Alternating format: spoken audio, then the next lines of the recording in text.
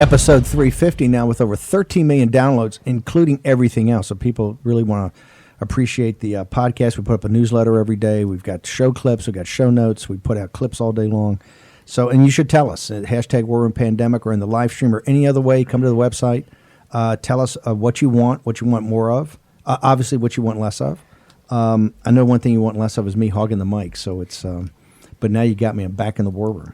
I want to go to Sharri Markson in Australia, one of the top investigative reporters in the world. Sharri, what you just told us about the 1,000 Talents program and this infiltration into kind of R&D and leading edge technologies in Australia.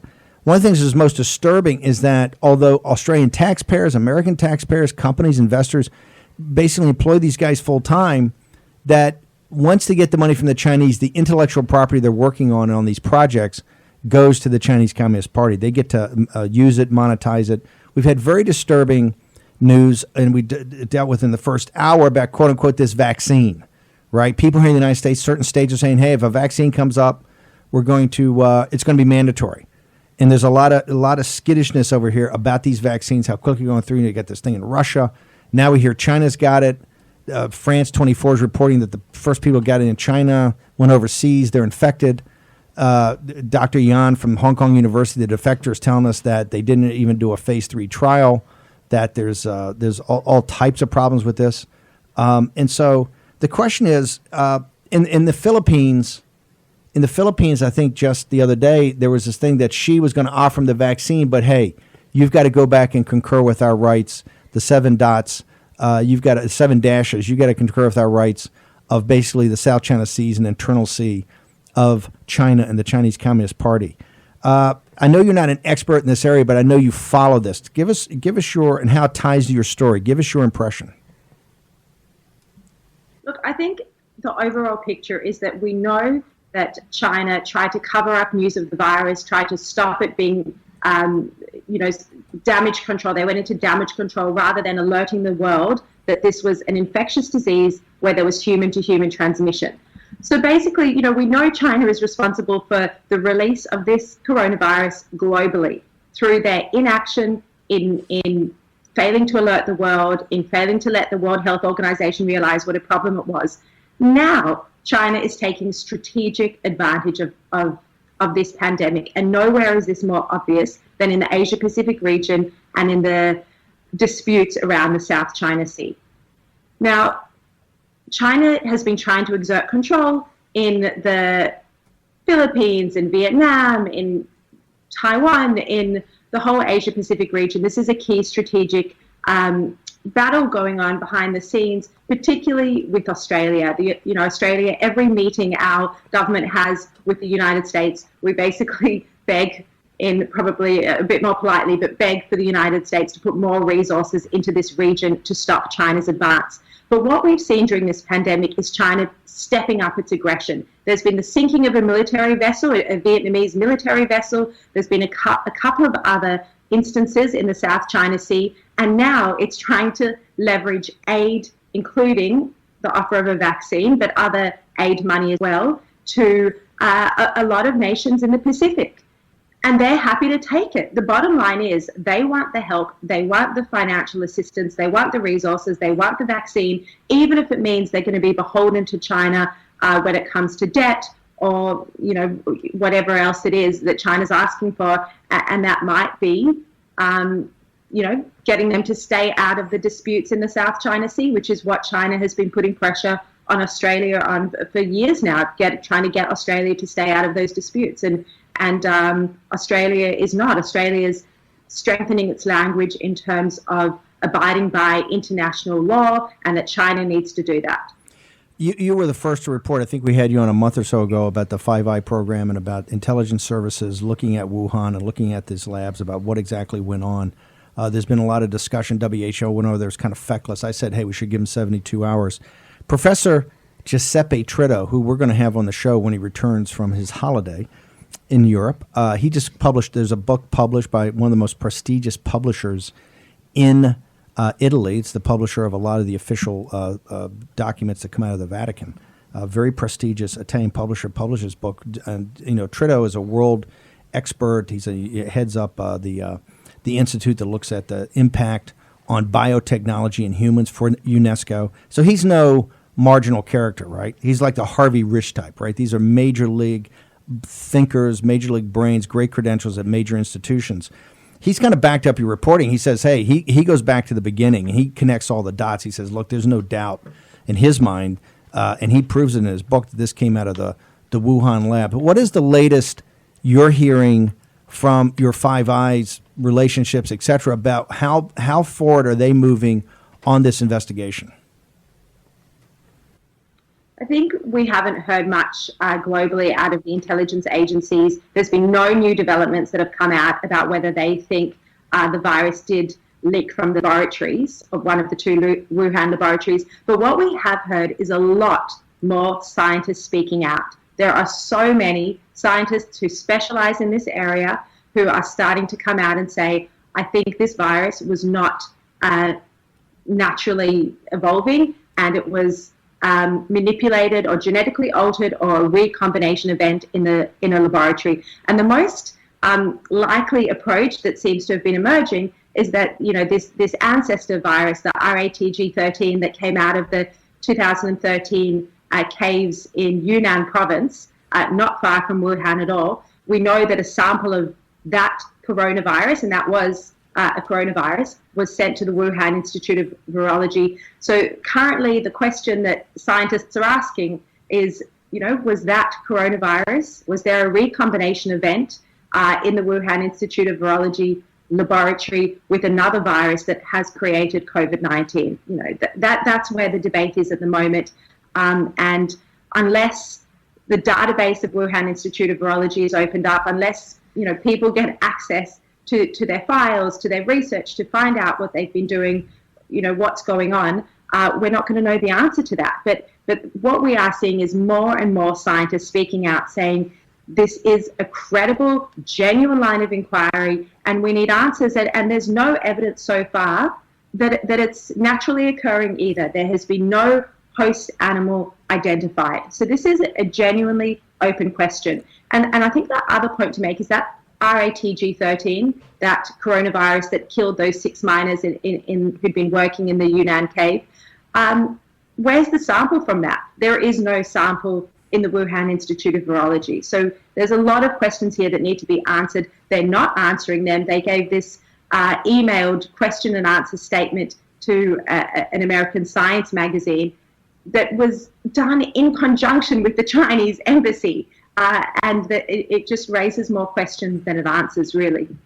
Listen, you put yourself out there every day, and we know that you're the Wu Mao 50 Cent Army is all over you. You know, the attack squad of the information war of the PLA and state security there. Here's what I think our audience has two basic questions. Number one, where is the mainstream media? You're a very mainstream reporter, the Australian Telegraph, a major publication.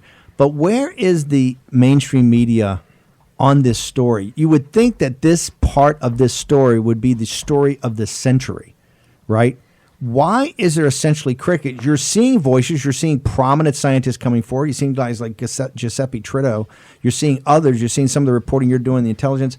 But why is this not on the front page every day? This pandemic, and now we're finding out, hey, you may be able to get it multiple times. We really have a very rudimentary understanding, given all the focus and all the destruction this has had on a global basis, right? Just the other day, they just announced that the U.S., the deaths ratios are going to be as high as the end of World War II, which we did that to destroy fascism on a global basis. And this time it's not going to be so easy to bring down. Why is the mainstream media not all over this, ma'am? Look, first, before I give the big answer, there are some in the mainstream media. You know, the Sunday Times in the UK did a very big investigation into the origins of the virus, and they were looking at the deaths of those miners, and that really brought new information to light. And there have been, some others. Your guest, Bill Gertz, who you have on regularly, he reports on this often. But the real reason, the mainstream media isn't aggressively investigating what you say is the story of our lifetime. It is. This is a pandemic that we haven't seen for 100 years. It has shut down the entire world, no travel, economies effectively destroyed, lives lost. This is the biggest investigative story of our lifetime. How it started, whether it was, an experiment in a laboratory that accidentally leaked, that's the only suggestion so far, that it accidentally leaked from a laboratory. And the reason is because it's political, because the US President, Donald Trump, came out and said, and with Secretary of State Mike Pompeo, because they said that there was a good chance that it leaked from the laboratory, and you would assume that they were basing those statements on intelligence. I mean, Mike Pompeo particularly is a sensible character. But because they said that, this has turned into a political issue, and the mainstream media is very left-wing. And so I think there has been a reluctance to investigate this. The other issue, of course, is that it's not so easy. Normally, you'd fly to Wuhan, you'd speak to whoever you can, you try speak to people on the ground. Obviously, that is more difficult in China than in normal circumstances. But there are reporters over there at the moment trying to get to the bottom of this. But there's no travel in an international pandemic. It's not so easy even to do that in a difficult environment like China at the moment. But the main reason is definitely the ideology one. And any suggestion that China is responsible for this will take the heat off Donald Trump. And I have to say, I'm at the Australian newspaper. I'm not political. I was a political reporter and strictly was objective. That's more of an Australian thing, I guess, trying to do objective journalism. I didn't even vote illegally just so that I could maintain my objectivity when I was doing political reporting. Now I'm doing investigative reporting. So,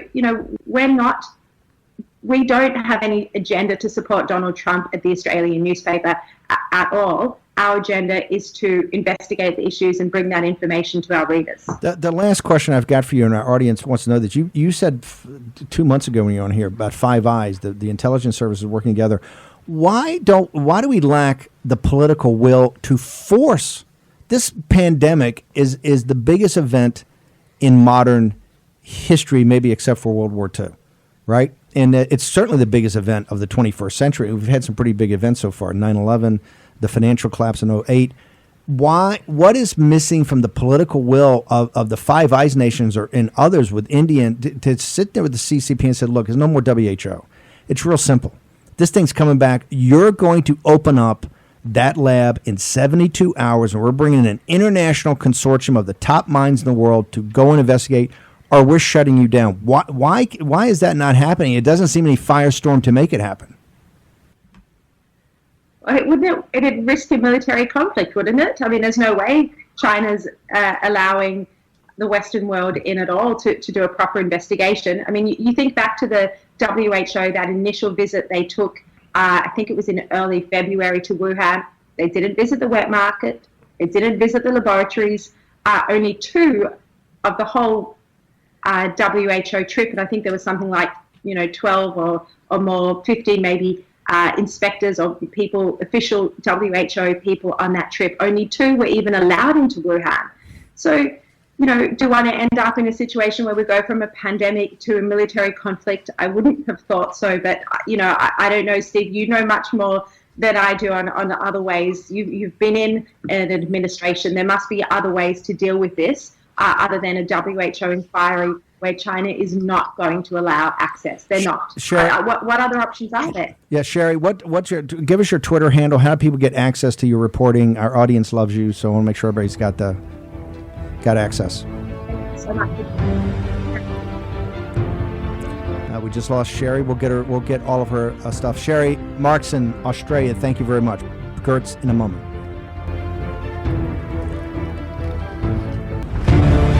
War Room Pandemic with Stephen K. Bannon. The epidemic is a demon, and we cannot let this demon hide. War Room Pandemic. Here's your host, Stephen K. Bannon. On the John Fredericks Radio Network, and especially down in the Hampton Roads area, the greatest naval base in the world, the Norfolk Naval Base. That's my hometown, Norfolk, Virginia, Ocean View boy. Richmond's where I grew up, but Norfolk is where I was born. It's got a strong affinity to the Hampton Roads area down in Newport News. Folks who understand the world. We're going to bring in Bill Gertz in 1 second from the Washington Times. We're on John Fredericks, America's Voice, Newsmax TV, ubiquitous everywhere on our Facebook page, Pluto TV, and I really want to thank G News GTV. Their translation of Mandarin in the show, remember, is what gives the deplorables the global muscle you now have, right? Because every day we're bringing in people like Sharri Markson, the best in the world of being in the grill of the Chinese Communist Party. And we're going to get to the importance in your life, in your individual life, of what that means as we're going to talk about the convention here shortly. But I want to bring in any comments, Jack. I know you were trying to be quick on the trigger, but we knew we had a time constraint. Sharri Markson, I know you know her well. Give us your assessment of what she had to say and other observations you got, particularly of the Chinese now coming forward with what Miles Guo said. He said this months ago. He said, hey, folks, they've never given you the original genome. And he's more hardcore. I mean, he's saying, hey, this is a weapon. He's with Spalding and these guys. This is a weapon, right? I'm saying, hey, made it inadvertently leaked out in a bioweapons program. He said, no, they did it on purpose. But he says, they're never going to give you the correct sequencing, ever. And they're going to come up with a vaccine first, right? It may not be they're going to have a vaccine, and they're going to make you kowtow to that. And you can see it in the Philippines. Hey, just give us the South China Sea. Remember, the Philippines one took them to international court and won. Just take away the dashes, and you get the vaccine, you get to save your people, right? You're a democracy. Let's put that to a vote, right? You see the muscle they're putting in Australia. So, Jack, before we get Gertz in here, what are your observations? Well, one of the things that I think is so cool is I was talking to Dr. Yan this morning, right? Despite the fact that the Chinese want to be the leaders in this, and they may have the scientific ability in a laboratory to do it, but they currently do not have the ability to mass produce vaccines. And she said that their quality control on the vaccines is awful. Even the Chinese people are very wary about vaccinations in China because of some previous mishaps. So I think it's kind of interesting that they seem to be reaching out to the Russians to do a cooperative deal with the Russians. We'll share our data with you, but you have better manufacturing capability. They've apparently also reached out to the Oxford group. And mass testing. And mass testing. Now, what is fascinating about this, the reason we all knew that they were giving out these vaccines, this had been rumored for a couple weeks, but over the weekend we found out that they sent back 24 specialist miners to a nickel mine in New Guinea that they have an interest in. And they put on their travel documents that, hey, these guys might test positive for COVID-19, but rest assured they're not positive. They've just had a vaccine. So this is what kind of revealed to the world that they're doing this in a much more widespread way. Now, Dr. Yan told me that, yes, they have been giving this from what she understands, because she's not there anymore. Yeah. She said she has a hard time. But she heard over the weekend that some of the people who've actually gotten the vaccine have had awful responses, including permanent paralysis.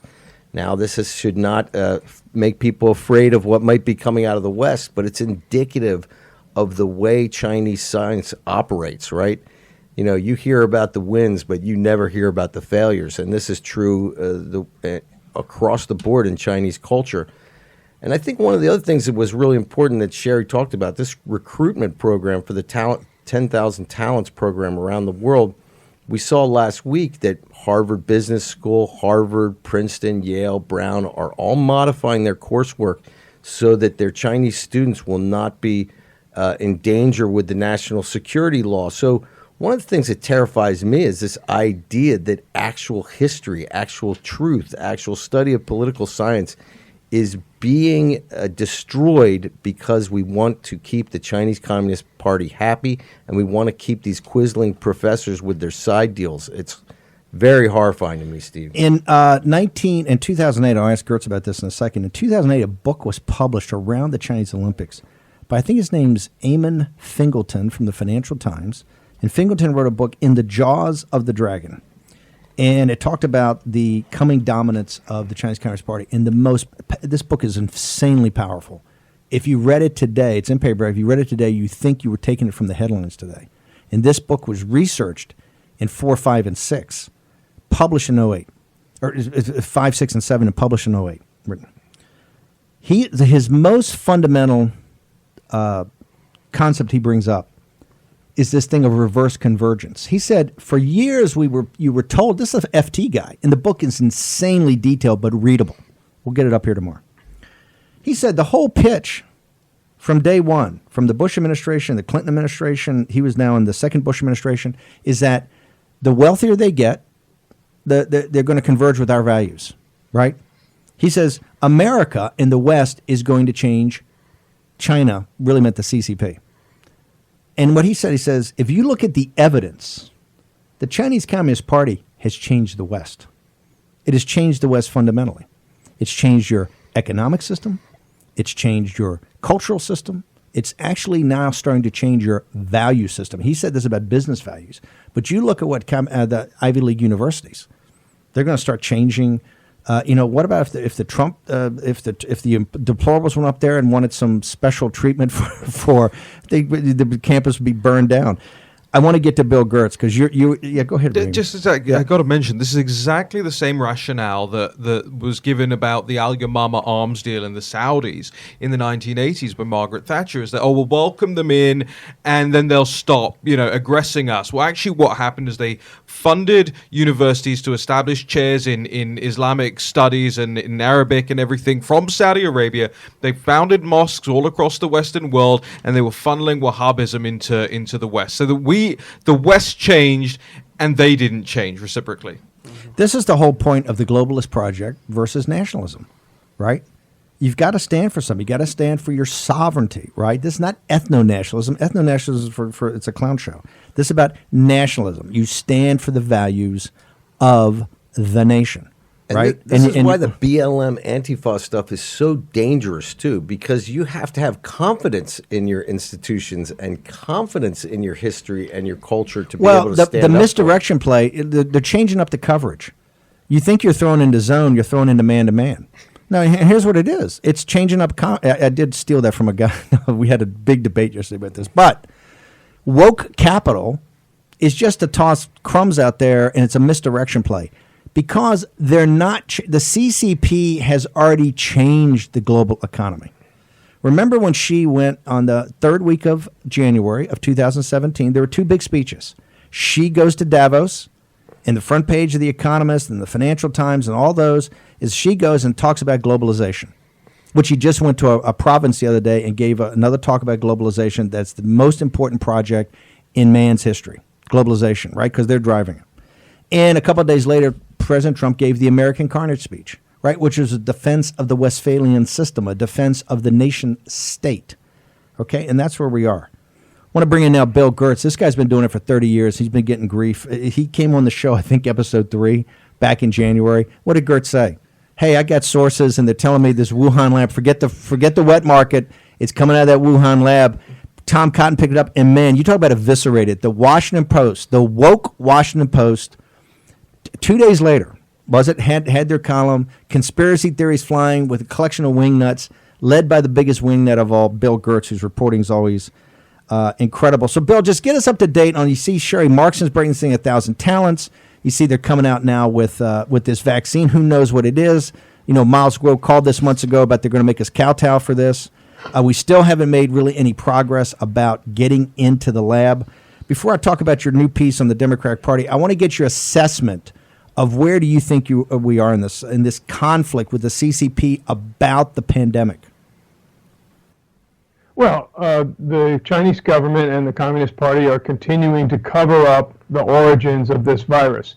I was very interested during the Democratic National Convention. Elizabeth Warren came out and said that blamed Trump for the pandemic and said he would be held accountable. And my response is, will the Democratic Party hold China accountable? This virus came from Wuhan. It came from a laboratory, and we need to hold them accountable. China continues to basically stonewall the international community and the United States. The World Health Organization has been sent over there, and again, that's totally co-opted by Beijing and the Communist Party. In my pamphlet, How China's Communist Party Made the World Sick, one of my main recommendations was the United States needs to put on hold all relations with China until an international investigation is done into the origins of the virus. We won't get out of this pandemic unless we figure out where it came from and how it started. And the Chinese are refusing to do that. Initially, it was this lie about the wild animal market. Then they blamed the U.S. Army during some military games in Wuhan in October. It's clear they know where it came from, and they have to be pressured into revealing what they know. And how do you say, we got about a minute left, talk to us about what type of pressure do you think that's going to take? Well, like I said, I think that we've got to get the international community on board to say, look, we're all struggling with this, and unless we figure out the origins, we're going to be struggling with it for a long time, not just medically or in a public health sense, but economically, obviously, as well. So is there any it's will? going to take immense pressure. I know there's. Is there any will in the West? Do you think right now to do this? Is there political will in the Alliance of Liberty to force their hand? Well, certainly the Trump administration has the political will, and I think that it's incumbent upon them to do that. Right now, obviously, they're focused on the re-election campaign, and that's a key issue. But it should be a top priority for the administration to get to the bottom of this disease. Bill, can you hang over for the next segment? I want to keep you for a few minutes. The next segment, got a couple other questions to ask you. Bill Gertz, Washington Times, top investigative reporter. You heard that from Sharri Markson from the Telegraph in Australia. Hashtag War and Pandemic, live stream, YouTube. Give us your thoughts, observations. Short commercial break. Back in a minute.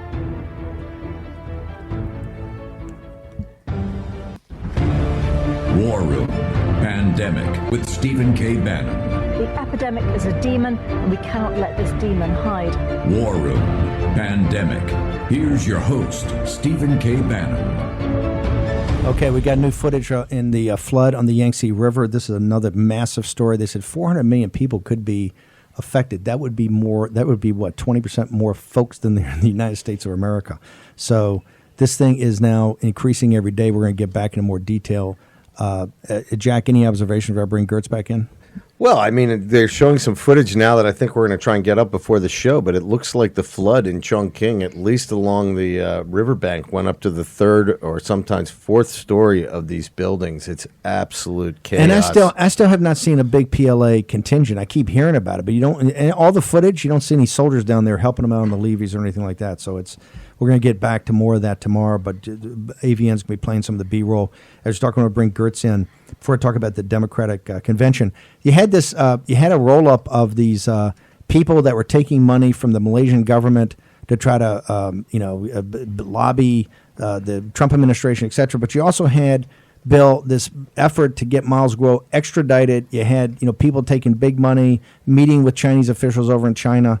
All this done. Why is the mainstream media not, the Wall Street Journal, all these people were working on the story, but so far crickets. They started working on the story on Friday. It's Monday now, close to noon. You still haven't seen anything. Why is the mainstream media so hesitant to report on this Higginbotham and all these things of the Justice Department and other areas where you've got CCP infiltration?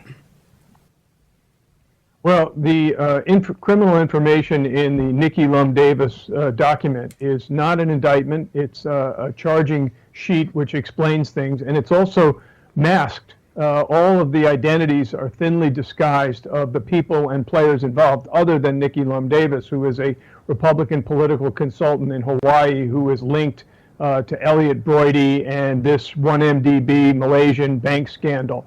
But clearly, there is probably an effort underway for people to unmask those names, to get comment from those people, and I think that's kind of what you have to do before you can report on something like that. So I see you had this outline in Deceiving the Sky, so we're going to make sure everybody, we'll put it back up to date. Yes. Deceiving the Sky, Bill's definitive book on the Chinese Communist Party's attempt really to replace the United States as the global hegemon. Bill, we got to go to your report today in the Washington Times, this amazing analysis you've got of the Democratic platform in the Chinese Communist Party. What do you got for us? Yeah, a lot of people think that these Democratic platforms are really just rote and not really significant, but there was a significant policy shift on the part of the Democratic Party. In 2016, their platform said Democrats were committed to the so-called one China policy. That is, that Beijing recognizes sovereignty over Taiwan. That reference was dropped in the 2020 platform, and there's been no explanation from the Democrats on this. Obviously, Beijing has picked up on it and said this is a harbinger of trouble and that this is a core issue for China. But clearly, I think what it spells is that the Democrats are beginning to pick up on the Trump administration's hardline policy towards China. So this is a very positive development. And how the American people, particularly working class Democrats, the Bernie economic nationalists out there, how they're responding to this. They want the Chinese Communist Party confronted. Do they not, sir? Oh, absolutely. There is some language in the Democratic platform talking about defending the workers of America from this horrible globalization, which has savaged our economy under past policies of unfettered engagement with China. So clearly, the Democrats are picking up on that. They're obviously trying to gain votes from it as well. Bill Gertz, Washington Times. Bill, can we get your Twitter handle? How do people get access to you? Yeah, it's at Bill Gertz, and my website is the Gertz File, gertzfile.com. And go to Amazon, Deceiving the Sky. You want to read the two best books out there, General Spalding and Bill Gertz, is about the Chinese Communist Party. Okay, thank you very much, Bill Gertz. I want to go, do we have the Trump clip about Biden? If we get ready to play that, let me know. Raheem, this is the Obama restoration versus the Trump revolution. Let's go to President Trump on Steve Hilton last night. Let's roll it. Got $1.5 billion. His son, with no experience, no brain power, no anything, never did it. Not only Ukraine, he got hundreds of thousands of dollars a month from Ukraine and a $3 million upfront payment. And then with China, he walks out with $1.5 billion to manage. That means millions of dollars a year in fees. It's ridiculous. So by the way, they own Joe Biden. They own him. They own Joe Biden. He means the Chinese Communist Party. They own him. That is pretty brutal, right? So the president is laid this out. We're going to get to Cortez in a second. You've got breaking news. We're talking about the Democrats are changing the platform. But yesterday they're rolling out Chris Coons as the response to Trump. Trump is coming hard. The campaign's starting to come hard with Cortez. He gave the economic nationalists a pitch last night on the Trump live stream. But they rolling Coons out. Raheem Kassam, National Pulse, breaking news. Yeah, and again, credit to Natalie Winters, our senior reporter, who goes through all of these FARA declarations. And having noticed that Chris Coons was being rolled out, we decided to look into Chris Coons and Chris Coons' staff. Now, people will remember that Coons was the Senate successor to Joe Biden in Delaware. He's been noted by Politico magazine as the Biden whisperer, and they actually predict that Coons would be a power player, their words, in a Biden administration. Now, Chris Coons is most senior member of staff, his chief of staff, and indeed his best friend and general counsel, has just registered this month as a lobbyist for Alibaba. Now, Alibaba is founded by Jack Ma. Jack Ma, it was recently revealed, is a member of the Chinese Communist Party. After lying about it for years, I think he lied about it in the IPO document, or at least did enough of it that you couldn't understand. It came out, finally forced to come out when they kind of got rid of him, right, to admit he was a member of the CCP. So, and Alibaba is one of the companies got to be shut down in the United States. That's along with TikTok. It's along with WeChat. These things got to be shut down. That's nothing but vacuuming up. Alibaba would be the Amazon of China, right? And so today they're in a full marketing thing with their new lobbyists that saying hundreds of thousands of American jobs depend upon Alibaba. They're giving you all the happy talk. Alibaba's got to be shut down. Jack Ma, very bad guy. Okay, he's a bad guy. He is not a friend of the United States. He's an enemy of the United States. Yeah, that's right. And here's the thing, Steve. I mean, this is one of the closest links we have so far, barring Joe Biden's immediate family, to Chinese Communist Party-linked companies. And the president's absolutely correct in that clip that we just played to raise the issue of Hunter Biden. But here's what's very clear. You've got a Chinese Communist Party-owned company, a member of the CCP, owns Alibaba. They now hire the senior general counsel and chief of staff for Chris Coons. Chris Coons is known as the Biden whisperer and power player in an upcoming Biden administration. I mean, they are outright buying access to Biden. And here's the thing about Coons. Coons is the follow-on. He's got Joe Biden's seat. That seat's the concierge for the globalization project. Joe Biden's not from Scranton. He's from Wilmington, Delaware. That's the post office box of the corporation because there's a friendly federal court across the street. This is what Coons has. He's going to be the power player. This is nothing but the Obama restoration of the globalization project. And if you like the Trump revolution, if you like the nationalism of the Trump revolution, if you like this confrontation with the CCP, you see what Trump's doing, then you've got these guys. Let's walk through this Obama restoration versus the Trump revolution and talk to me about some polling, Raheem, if you had a chance to go through this. Yeah, no, I don't usually write opinion pieces anymore. They just don't do much. But there's one that I wanted. I told you for years at Breitbart, but that's okay. You finally learn your lesson when you're running your own site. Well, that's true, because now I can see the analytics. The one I did do yesterday on the National Pulse was entitled "No Bump Chump. Biden suffers same fate as losers John Kerry and George McGovern in post-DNC polls."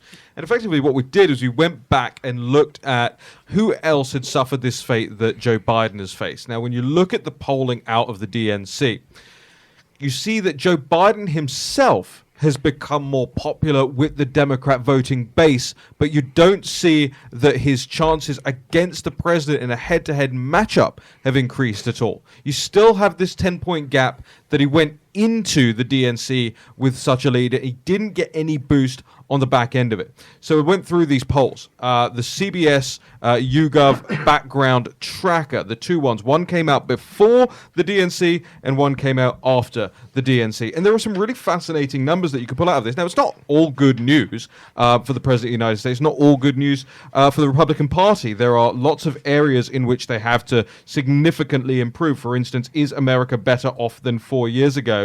The Republicans say 75% yes, but all voters say 35% yes. Well, it's kind of hard to ask that. It's kind of hard to ask that in the middle of a pandemic. Certainly, we're not going to be better off. Of course, but there's still a lot of work to do in these regards. But what really stood out to me in a lot of these polls is something that we've heard from the Jason Millers of the world and the Steve Cortezes of the world, is this enthusiasm gap.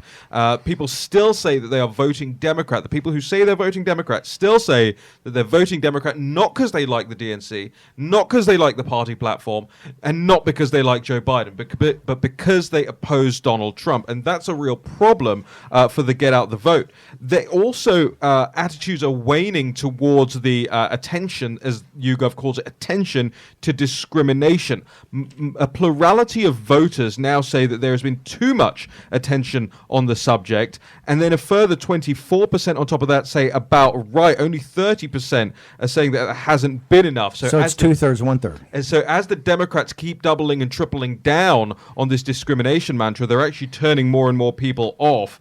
And then just finally, what stuck out to me here is there are several details that come out in this CBS poll. I'm just going to pull them up in front of me here very quickly now. But effectively, what we're seeing is that the president has the capability this week to pull significant numbers back. It will take pizzazz. It will take a much better looking platform, and it will take the president to establish himself as far different from anything that's come before, i.e., and this is the problem with the RNC speaker list right now, is it still contains a lot of neoliberals and a lot of neoconservatives, and that doesn't seem to be what the people want. There is a thirsting that's borne out in this polling. You can read between the lines of this, for economic nationalism and to try and return jobs and to try and put America back on its feet. That's why, remember, in our episode of last week, we singled out where Joe Biden said he added China at the last minute. They added China because he understands, and the Democrats are beginning to understand, that they have to appeal to the economic national base.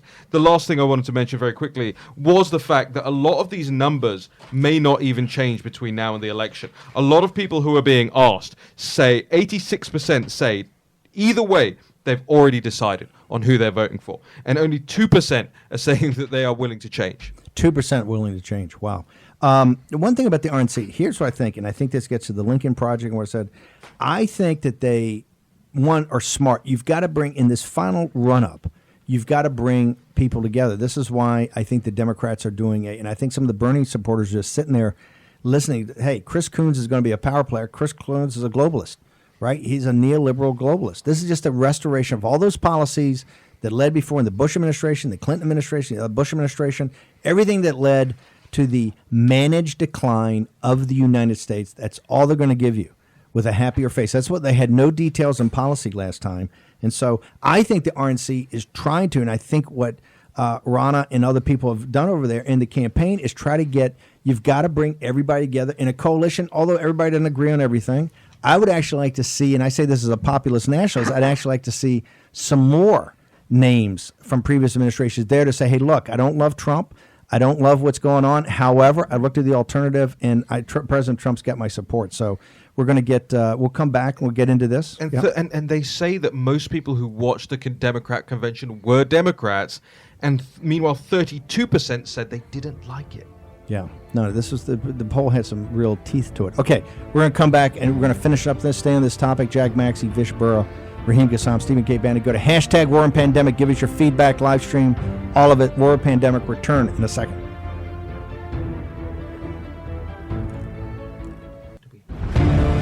War Room Pandemic with Stephen K. Bannon. The epidemic is a demon, and we cannot let this demon hide. War Room Pandemic.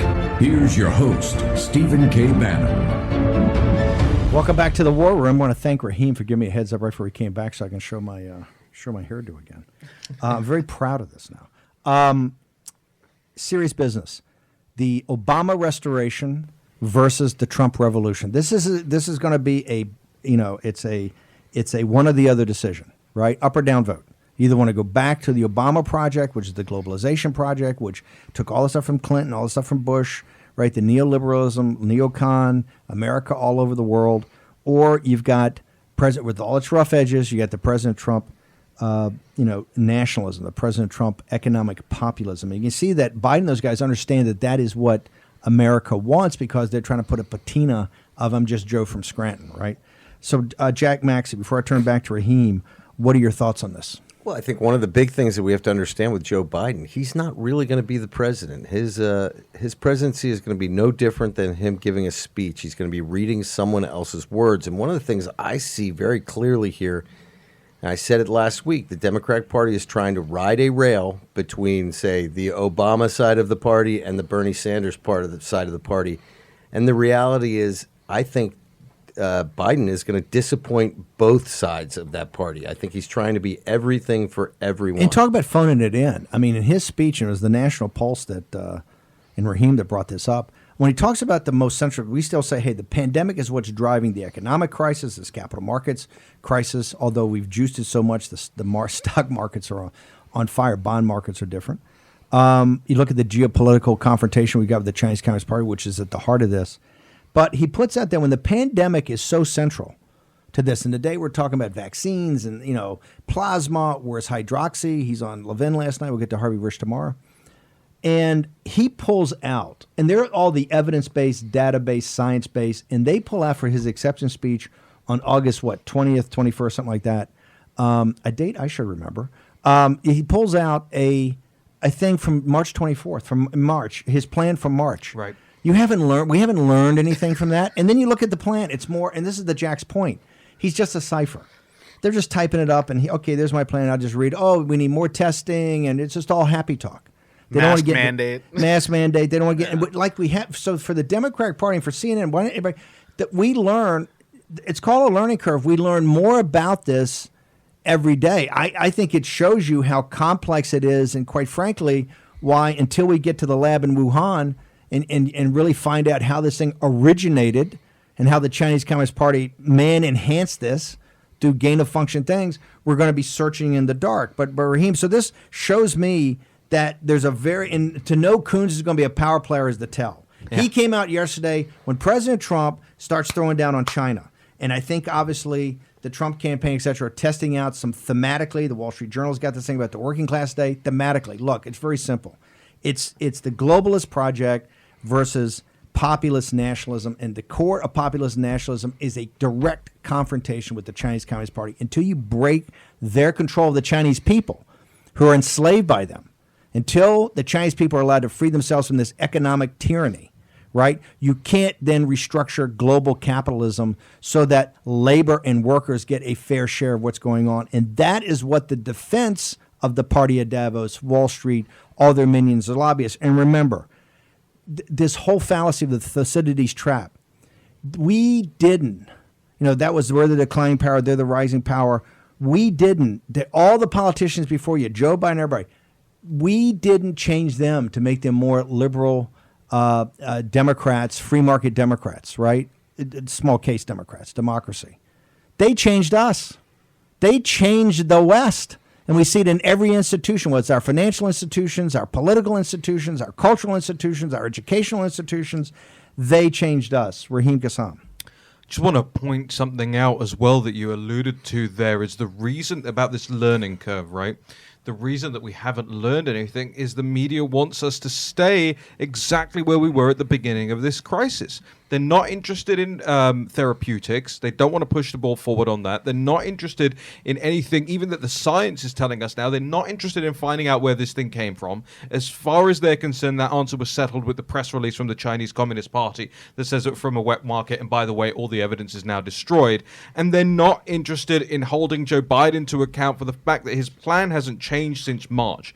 There's nothing. You never see a question out there, whether it's to Joe Biden or aimed at the Chinese Communist Party or aimed at any of the doctors who have, like Dr. Risch, who have braved their entire reputation, staked their entire careers on coming out in exchange. And that's the stagnation. And I know you don't like to focus on the media, but the stagnation in terms of the curiosity coming out of the establishment media is why we remain in the same position today. And worse than that, his March plan, let's remember, it calls for totally refunding the World Health Organization, complete engagement with all these NGO organizations that betrayed us across the world, complete cooperation with the Chinese in terms of vaccines, everything. This guy still doesn't have the narrative down correctly, because I believe that even thoughtful Democrats at this point have to realize that we were betrayed by the World Health Organization. No, I think, look, the point is that, hey, every day we're lectured by our betters in the mainstream media and these cultural institutions about you got to be evidence-based, science-based, data-based, and the Trump guys all breathe through their mouths, and the deplorables are all a dangerous group of morons. And obviously, Lao Beijing doesn't count because they're just slave labor. And the point is that, hey, we've learned a lot. It's called a learning curve. We've learned a lot since March, right? They're so lazy. They just took the thing, my March 24th plan. Well, your March 24th plan has tremendous holes in it, things we know. We're learning about this every day. We're not learning enough because we're not in the lab in Wuhan. We don't have Batwoman there. We don't have all this. We're not in the caves. We're not seeing what the gain of function experiments they did. So this is incumbent. But I got to tell you, I think this week, since last week they kind of hid the football and said it was all happy talk and happy clappy, you didn't get down to the policy choices, what the real policy choices. And this is my point to mainstream Republicans. Donald Trump's not perfect, and I know he's not the perfect cup of tea. He's not a country club Republican. The people around him, the deplorables, are not country club Republicans. But when you really assess the alternatives, what's your choice? Because these are basic, broad decisions. Raheem, tell us about the National Pulse at 3. 3 p.m. I'll be joined by Harlan Hill and Jason Miller, both of Trump campaign stock, to go through this polling and to discuss at length what we've been talking about today. Okay, tomorrow we're going to have another action-packed show. We'll be putting up who we're going to have on here. We've got a whole host of stuff happening with the Chinese Communist Party, also with the campaign. We'll give you an analysis overnight at the convention, the polling, all of it, and the pandemic, the therapeutics, the hydroxy, and the vaccines coming from China. Okay, all tomorrow on War and Pandemic.